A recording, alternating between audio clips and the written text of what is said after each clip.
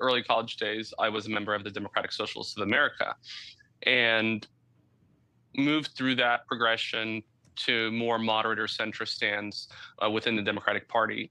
And when we look at the election that happened last week, with Zoran Mamdani winning in New York City. Hold on, Abshir. Let me jump in here. I think people want to know. I want to know. What changed your mind? What had you get an epiphany where you said, wait a second, what I've been preaching, what I've been pursuing is wrong, and you left it? How did that happen and why?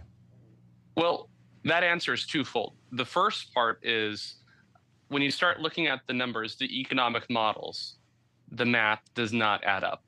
At the end of the day, we're looking at hopeful projections of economic growth that's going to translate into the material well-being of Americans. When you look at the socialist model, where I was a former Bernie bro and a campaign staffer for Senator Sanders, political director in the Midwest for the 2020 election, when you start looking at the actual models, it does not work anywhere on planet Earth.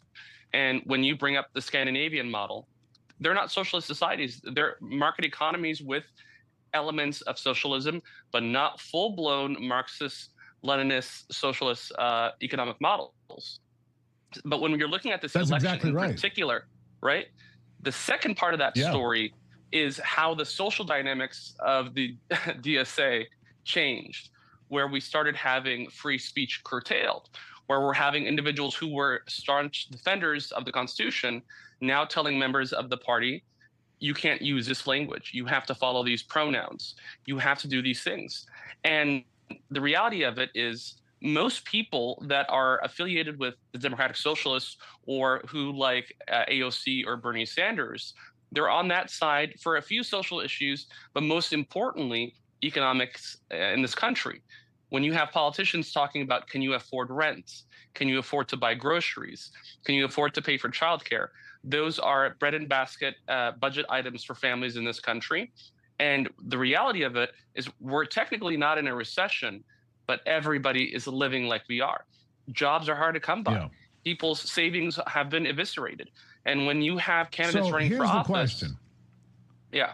What has to be done to turn the tide? Look, you pointed out 82% of young women 18 to 29 in New York City voted for Mamdani.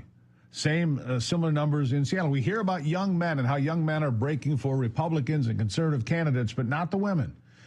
How do you reel that in? How do you get this back? Because if not, if Donald Trump can't deliver on some of those economic promises that he made during the campaign leading up to the election last year, there's going to be a real bloodbath, I think, in the midterms. We have got to get to the word affordability. How do we get there?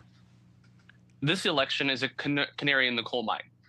For the 2026 midterms, if we don't start talking about the economic issues that the average American is facing, Wall Street is not average America.